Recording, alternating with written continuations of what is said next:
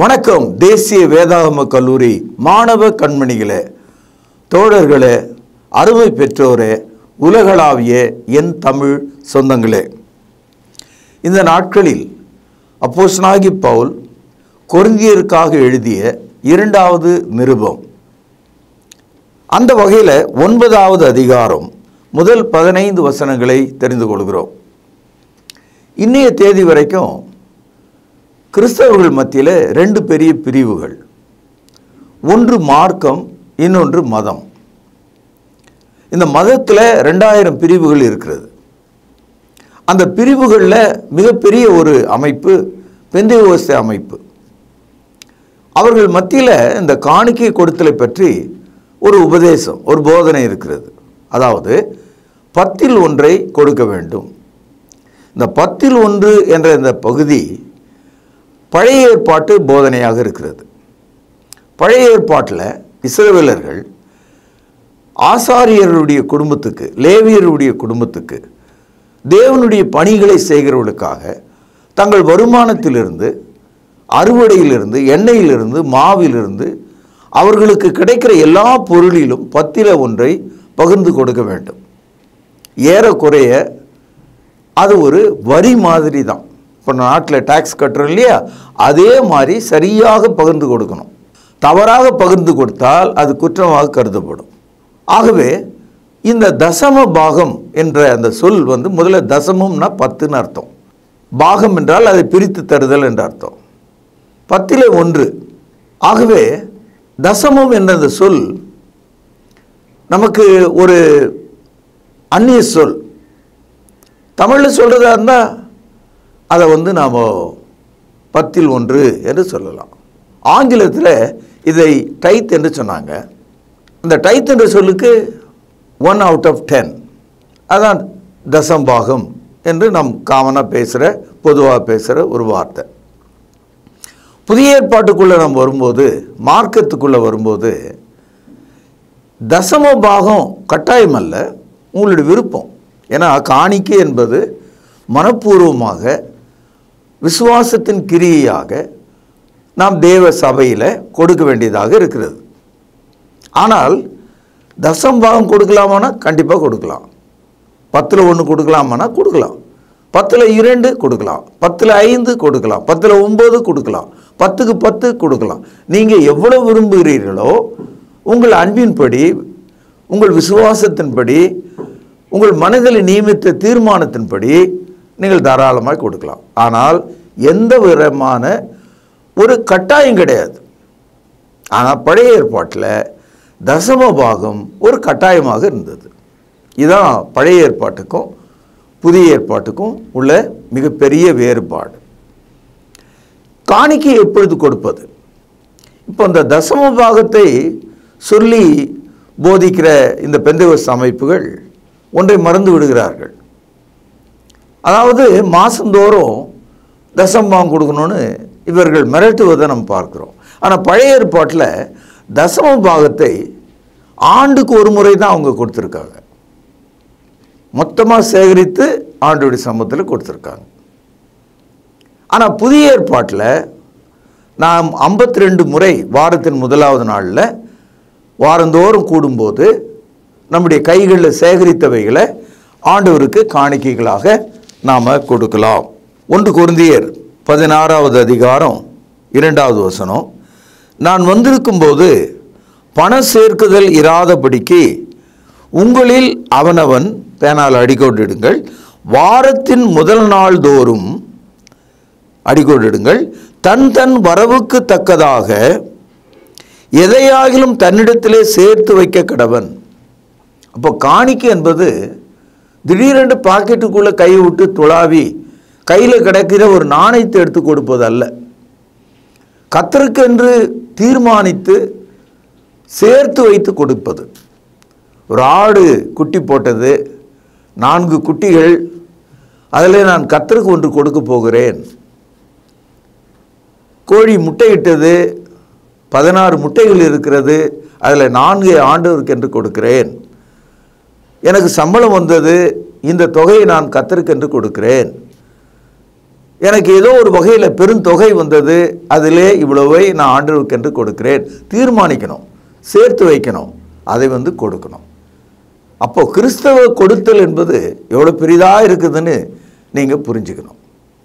இப்போது நம்ம காணிக்கை கொடுக்கும்போது என்னமோ நாமே சம்பாதிச்சு துட்டு அடித்து அச்சிட்டு என்னமோ காணிக்கை கொடுக்குற மாதிரிலாம் நீங்கள் நினச்சிடக்கூடாது. கடவுள் நமக்கு கொடுத்ததை தான் திருப்பி கொண்டாந்து அவர்கிட்ட கொடுக்குறோம். அவர் கொடுக்காததை எதையும் நீங்கள் ஒன்றும் கொடுக்கறது கிடையாது. அதை நீங்கள் முதல்ல புரிஞ்சுக்கணும். 1 நாளாகவும் 29வது அதிகாரம் 14வது வசனம் பேனாவில் மார்க் பண்ணிங்க. இப்படி மனப்பூர்வமாய் கொடுக்கும் திராணி உண்டாவதற்கு நான் எம்மாத்திரம், என் ஜனங்கள் எம்மாத்திரம். நல்லா கவனிங்க.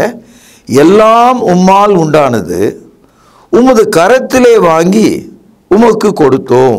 இப்போ கடவுள் நமக்கு கொடுத்தவைகளை தான் ஆண்டவருக்கு திருப்பி கொடுக்குறோம். வேற எங்கிருந்து வந்தது நமக்கு? ஆகவே காணிக்கை கொடுக்கிற மனிதன் கடவுள் எனக்கு கொடுத்தவைகளிலிருந்து தான் கொடுக்கிறேன் என்ற அறிவை பெற்றவனாக இருக்க வேண்டும். 2 நாளாகமும் 29ஆம் அதிகாரம் 9வது வசனம்.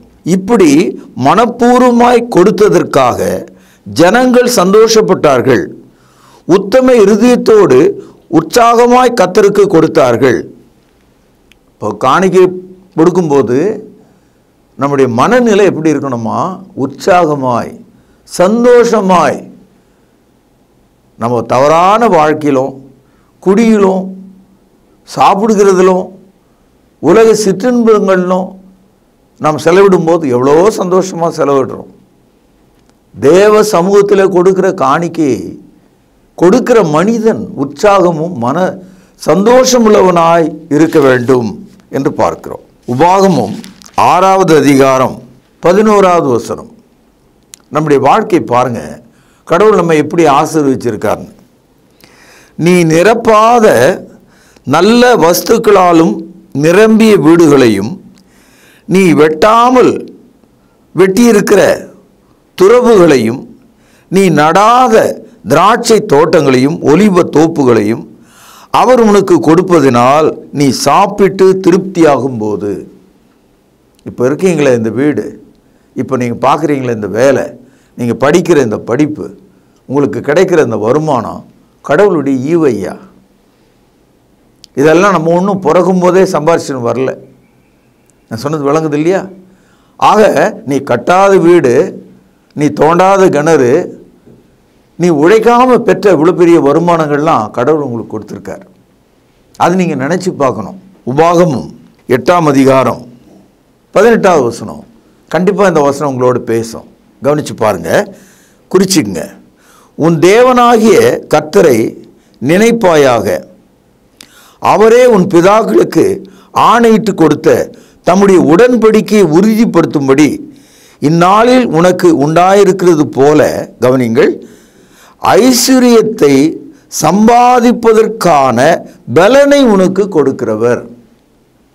கடவுளுடைய பிள்ளைகளுக்கு ஆண்டவர் என்ன சொல்கிறாருன்னா, அதிக சம்பாதனை நமக்கு இருந்தால் நாமும் நல்லா இருப்போம், சபையும் நல்லா இருக்கும், ஊழியங்களும் பெருகும். சம்பாதிப்பதற்கான பலனை அவர் உனக்கு கொடுக்கிறார். அதனால தான் உங்களுடைய பிள்ளைகள் இன்றைக்கி வெளிநாட்டில் இருக்காங்க, இந்த நாட்டில் பெரிய உத்தியோகத்தில் இருக்காங்க, நீங்கள் பெரிய வீடுகளில் குடியிருக்கிறீங்க. உங்கள் தாத்தா காலத்தில் அனுபவிக்காதெல்லாம் இப்போ அனுபவிச்சுட்ருக்கீங்க.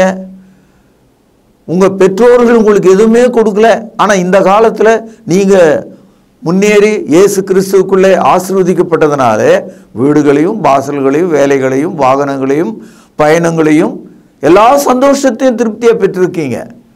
வசனம் சொல்கிறது, தேவன் அதை உனக்கு கொடுத்தார். சம்பாதிப்பதற்கான பலனை அவர் உனக்கு கொடுக்கிறவர். ரொம்ப ஆச்சரியமாக இருக்கு இல்லையா? ஆகவே when you think about your income, your prosperity, your riches, remember that God has blessed you and strengthened you to receive all these things. இப்படிப்பட்ட காணிக்கைகளை நம்ம ஆண்டவருடைய சமூகத்தில் மனப்பூர்வமாக வாரத்தின் முதலாவது நாளில் சேகரித்து வைத்து கொடுக்க வேண்டும். இந்த உபதேசம் அப்போஸ்தலருடைய உபதேசமாக கிறிஸ்தவர்களுக்கு எழுதப்பட்டிருக்கிறது. அதனால்தான் சபையில் நாம் பாடுகிறோம், ஜெபிக்கிறோம், வேதம் வாசிக்கிறோம், கர்த்தருடைய பந்தியில் சேருகிறோம், ஜீவனுள்ள காணிக்கைகளை கொடுக்கிறோம். இந்த 5 அடையாளங்களும் ஒரு முழு தொழுகையை நமக்கு காண்பிக்கிறது. ஆகவே தான் வாரத்தின் முதலாவது நாளில் மனப்பூர்வமான காணிக்கைகளை பரிசுத்தவான்கள் தேவ சமூகத்திலே கொண்டு வந்து கொடுக்கிறார்கள். இப்போது காணிக்கையெல்லாம் நம்ம கொடுக்குறோம் இல்லையா, அப்போ மேலேருந்து ஒரு தேவதூதன் ஒரு பெரிய பெட்ஷீட் எடுத்துன்னு வந்து நம்ம போட்ட காணிக்கையெல்லாம் மூட்டையை கட்டி மேலே தூக்கின்னு போயிடுறாரா? ஒரு உதாரணத்துக்கு தான் சொன்னேன். அந்த மாதிரி தூக்கிட்டு போகிறாரா? இல்லை இல்லை. அப்போ நம்ம கொடுக்குற காணிக்கை நம்மக்கிட்ட தான் இருக்குது, அது சபையில் தான் இருக்குது. ஏன் அந்த காணிக்கை நாம் கொடுக்குறோன்னா, சபையில் உள்ள முழு நேர பணியாளர்களுடைய தேவைகளை சந்திக்க, பரிசுத்தவான்களுடைய தேவைகளை சந்திக்க, சபையில் உள்ள ஏழைகள் குறிப்பாக விதவிகளை ஆதரிக்க, சபையானது வேறு இடங்களில் சென்று ஊழியங்களை நிறைவேற்ற, சுவிசேஷ வேலைக்காக, பயணத்திற்காக, பார்த்தீங்களா நமக்கு எவ்வளோ வேலை இருக்குன்னு, இதையெல்லாம் நிறைவேற்றுவதற்கு இந்த காணிக்கைகள் தேவைப்படுது. நாம் காணிக்கை கொடுக்கும்போது தேவன் அதை ஆசீர்வதிக்கிறார். கொடுத்த கரங்களையும் ஆசீர்வதிக்கிறார், கொடுக்கப்பட்ட பொருளையும் தேவன் ஆசீர்வதிக்கிறார். God blesses the giver, God also blesses the giving. இரண்டும் பரிசுத்தமாக்கப்பட்டிருக்கு. இப்போ காணிக்கை கொடுக்கும்போது கடுகடுத்து கசந்து கொண்டு விசனமாக கொடுக்கக்கூடாது. இதுக்கு 2 கொரிந்தியர் 9வது அதிகாரத்தில் ஒரு சேலஞ்ச், ஒரு சவாலை சொல்கிறார். அந்த சவால் என்னன்னா 2 கொரிந்தியர் 9:14 பாருங்க. தேவன் அருளிய சொல்லி முடியாத ஈவுக்காக ஸ்தோத்திரம். கவனிங்க, இந்த ஒரு வசனத்தில் என்ன சொல்கிறாரு? நீங்கள் நம்ம எல்லாம் காணி கொடுக்குறோம் இல்லையா, தேவன் எவ்வளோ பெரிய காணி கொடுத்தாரு, நீங்கள் எவ்வளோ பெரிய காணி கொடுத்தீங்க? ரெண்டையும் இணைச்சு பாருங்க. மனிதர்கள் கொடுத்த காணிக்கை எவ்வளவு அப்படின்னா உங்கள் கையின் கீழே இருக்கிறது தான் கொடுத்துருக்கீங்க நீங்கள். ஆனால் தேவன் எவ்வளோ பெருசு கொடுத்தார்னா சொல்லி முடியாத ஈவை கொடுத்திருக்கிறார். தேவன் தமது ஒரே பேரான குமாரனாக இருக்கிற இயேசு கிறிஸ்துவை விசுவாசிக்கிறவன் எவனோ அவன் கெட்டு போகாமல் நித்திய ஜீவனை அடையும்படிக்கு அவரை தந்தருளி இவ்வளவாய் உலகத்திலே அன்பு கூர்ந்தார். யோவான் 3:16 வசனம். தேவன் அருளிய சொல்லி முடியாத ஈவு இயேசு கிறிஸ்து. ஆபிரகாம் தன் மகனாகி ஈசாக்கை பலிபீடத்தில் கொடுத்துட்டு எடுத்துக்கிட்டான். ஆனால் தேவன் தமது குமாரனை சிலுவையாகிய பலிபீடத்தில் கொடுத்து அவர் மரித்தார் என்பதை நீங்கள் பார்க்கிறீர்கள். இயேசுனுடைய மரணம் நமக்கு ஜீவனாக மாறுகிறது என்று பாருங்கள். தேவன் அருளிய சொல்லி முடியாத ஈவை நீ தெரிந்து கொண்டால், அதை ருசித்தால், அந்த அன்பை விளங்கி கொண்டால், நீங்கள் கொடுக்கிற காணிக்கை எம்மாத்திரம் என்று புரிந்து கொள்ளலாம். புரிஞ்சுதா சகோதரர்களே? இப்பொழுது 2 கொரிந்தியர் 9வது அதிகாரம் 5வது வசனம். ஆகையால் வாக்குதத்தம் பண்ணப்பட்டிருக்கிற உங்கள் தான தர்மமானது லோபதனமாய் கொடுக்கப்படாமல் உதாரத்துவமாய் கொடுக்கப்பட்டிருக்கிறதா இருக்கும்படிக்கு அதை ஆயத்தப்படுத்துவதற்கு சகோதரர் ஏவி உங்களிடத்தில் முன்னதாக அனுப்புவது எனக்கு அவசியம் என்று காணப்பட்டது. இந்த வசனத்தை நீங்கள் ஜீர்ணிக்கிறது ரொம்ப கஷ்டம். இதில் இருக்கிற சொற்களே விளங்கிக்கிறது ரொம்ப கொஞ்சம் கஷ்டம்தான். என்ன சொல்கிறாரு? நம்ம காணிக்கை கொடுக்குறோம் இல்லையா, அது ஒரு வாக்குதத்தம் சொல்கிறார். இட்ஸ் அ ப்ராமிஸ்ன்றார். விளங்குதா உங்களுக்கு? என்ன வாக்குத்தத்தம் அது? கொடுங்கள் அப்பொழுது உங்களுக்கு கொடுக்கப்படும். அதான் அந்த வாக்குத்தத்தம்.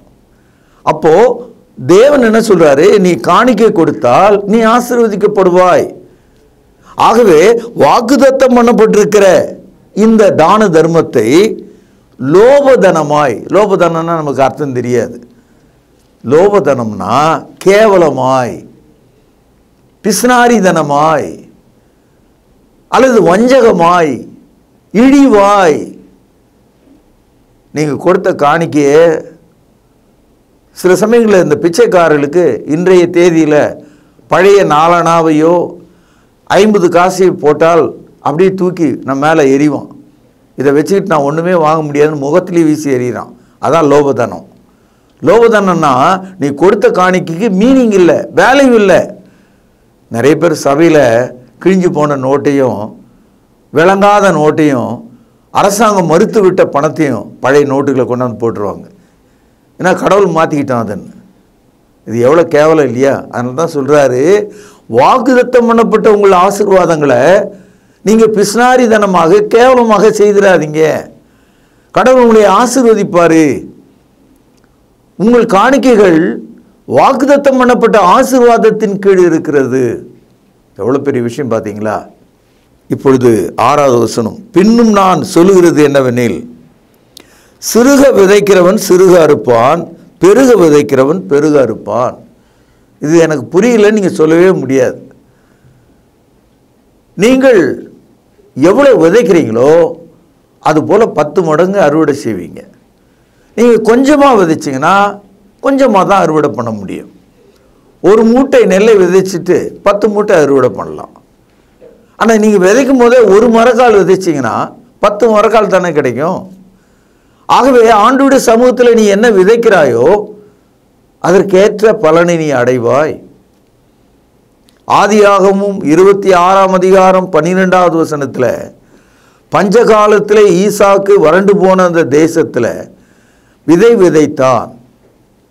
அந்த விதையை உருமாற்றம் செய்து ஆசீர்வதித்து அதனுடைய நுண் திசுக்களை மாற்றி God made a miraculous growth. என்ன நடந்ததுன்னா, ஒரு விதை 10,000 விதைகளாக மாறிவிட்டதாம். தேவன் அதை 100 மடங்காக ஆசீர்வதித்தார்னு போட்டிருக்கு. 100% அல்ல, 100 மடங்கு. 100 மடங்குனா 100 × 100 10,000. ஒரு விதை 10,000 ஆயிடுது. அப்போ ஒரு மூட்டை 10,000 மூட்டை ஆகிடும். ₹1 10,000 ஆகிடும். 1 லட்சம் அது 100 லட்சமாக மாறிவிடும். ஆசீர்வாதம் எல்லாம் ஆசீர்வாதம். ஆகவே தசமபாகம் வாங்குகிற ஆள் தன்னையே ஏமாற்றிக்கிறாரு, கொடுக்குறவங்களையும் ஏமாத்திடுறாரு. அதனால் பயனும் இல்லை. அதை விட மேன்மையான காணிக்கைகளை புதிய ஏற்பாடு நமக்கு போதிக்கிறது. கர்த்தருடைய ஊழியக்காரனே, நீ உன்னுடைய தேவைகளை எல்லாம் தேவன் உனக்கு தருவார் என்று விசுவாசிக்க உனக்கு அருமையான வாக்குத்தத்தங்கள் கொடுக்கப்பட்டிருக்கு. ஆகவே தேவ வசனத்தின் மேலே நாம் உறுதியாக இருக்கணும். 7வது வசனம் பாருங்கள், அவனவன் விசனமாயும் அல்ல கட்டாயமாயும் அல்ல, தன் மனதிலே நியமித்தபடியே கொடுக்க கடவன். உற்சாகமாய் கொடுக்கிற இடத்திலே தேவன் பிரியமுள்ளவராயிருக்கிறார். ஆகவே நம்முடைய வாழ்க்கையில் குடும்பம் ஆசீர்வாதமாக இருக்கணும், பிள்ளைகள் நன்றாக படிக்கணும், நோயற்றவர்களாக இருக்கணும், எதிர்காலம் செழிப்புள்ளதாக இருக்கணும், நாம் விரும்பினவைகள்லாம் கிடைக்கணும்னு நீங்கள் நினச்சிங்கன்னா, கிறிஸ்தவ மார்க்கத்தில் உள்ள ரகசியம் என்னன்னா கொடுத்தல். இந்த கொடுத்தலை சரியாக நிறைவேற்றுகிற ஒரு சகோதரன் வாழ்க்கையில் அவன் ஏழையாக இருக்க மாட்டான். நாளுக்கு நாள் அவன் விருத்தி அடைவதை தேசம் பார்க்கும், உங்கள் சமுதாயம் பார்க்கும், உங்கள் உறவுகள் பார்க்கும். எப்படி இது நடக்கிறது என்று யோசிப்பார்கள். என் அன்பு சகோதரர்களே, கர்த்தருக்காக இழந்தவன் எவனும் பிச்சைக்காரனாக மாறினது கிடையாது. If you lost anything for the Lord, you will never become a beggar. தேவன் நம்மை அப்படி கைவிட மாட்டார். ஆகவே அன்பு சகோதரர்களே, கர்த்தரை நம்பி அவருக்கு பிரியமாக இருங்கள். 10வது வசனம், விதைக்கிறவனுக்கு விதையும் புசிக்கிறவனுக்கு ஆகாரத்தையும் கொடுக்கிற தேவன் உங்களுக்கு விதையை அளித்து அதை பெருக பண்ணி உங்கள் நீதியின் விளைச்சலை வர்த்திக்க செய்வார். இந்த வசனம் ரொம்ப ஆழமாக தெளிவாக நம்ம விளைக்கணும். உதாரணமாக நீங்கள் ஒரு ஊழியக்காரர், உங்களுக்கு ஒரு குடும்பம், உங்களுக்கு ஒரு வீடு, உங்களுக்கு ஒரு வாகனம், உங்களுக்கு ஒரு எதிர்காலம், உங்களுக்கு ஒரு பயணம், எல்லாம் தேவைதான். இதையெல்லாம் எப்படி தேவன் கொடுப்பார்னா, எல்லாருக்கும் எதையோ கொடுக்கிற தேவன் உங்களுக்கு ஒரு விதையை கொடுக்கிறேன் என்று சொல்கிறார். அந்த விதை தேவனுடைய வசனம். லூக்கா 8ஆம் அதிகாரம் 11வது வசனம். தேவனுடைய வசனம் ஒரு விதை மாதிரி இருக்கு. முழு நேர தேவனுடைய வேலை செய்கிற போதகர்கள், உண்மையான ஊழியர்கள் தேவனுடைய வார்த்தையை கொண்டு வாழ வேண்டும். அந்த விதையை நீதியின் விளைச்சலாக மாற்றி விடுவாராம். He will multiply the seed of righteousness. உங்கள் குறைவுகள் எல்லாம் அதன் மூலமாக நீக்கி விடுவாராம். உங்கள் தேவைகள் எல்லாவற்றையும் அவர் சந்திப்பாராம். விதைக்கிறவனுக்கு விதை, புசிக்கிறவனுக்கு ஆகாரம். விவசாயி போய் விதைக்கிறாரு, அறுவடையை ஜனங்கள் சாப்பிட்றாங்க. ஆனால் கர்த்தருடைய பிள்ளைக்கு ஒரு விதையை கொடுத்து அது நீதியின் விளைச்சலாக மாற்றுறாராம். உலகத்தில் எங்கன்னா நீதியின் விளைச்சலை கேட்டிருக்கீங்களா? Have you ever heard about a seed of righteousness, a seed of harvest? இல்லை, இது பைபிளில் இருக்கு. இப்படிப்பட்ட மக்கள் தேவனுடைய கிருபையினால அற்புதமான ஒரு வாழ்க்கை செய்கிறார்கள். பிலிப்பியர் 4வது அதிகாரம் 19வது வசனம். எல்லாம் எனக்கு கிடைத்தது, சம்பூரணம் உண்டாயிருக்கிறது. உங்களால் அனுப்பப்பட்டவைகளை சுகந்த வாசனையும் தேவனுக்கு பிரியமான உகந்த பலியுமாக எப்பாப்ராத்துவின் கையிலே வரப்பற்றி கொண்டபடியினால் நான் திருப்தி அடைந்திருக்கிறேன். இதுதான் ஊழியக்காரனுடைய சாட்சி. ஒரு ஊழியக்காரன் என்ன சொல்கிறார்? ஆண்டவரே, நீர் எல்லாவற்றையும் எனக்கு கொடுத்தீர். எப்படி கொடுத்தீர்? எப்பாப்ராத்து என்ற ஒரு மனிதன் மூலமாக. அதுபோல சபையில் கூட மனிதர்கள் மூலமாகத்தான் ஊழியக்காரனை தேவன் ஆசீர்வதிக்கிறார். சபையில் உள்ள விசுவாசிகள் கொடுக்கிற காணிக்கை தான் அந்த ஊழியக்காரனுடைய ஆசீர்வாதமாக இருக்கிறது, தேவை சந்திக்கிறது. ஆனால் அந்த ஊழியக்காரன் என்ன சொல்கிறார்? எல்லாம் எனக்கு கிடைத்தது.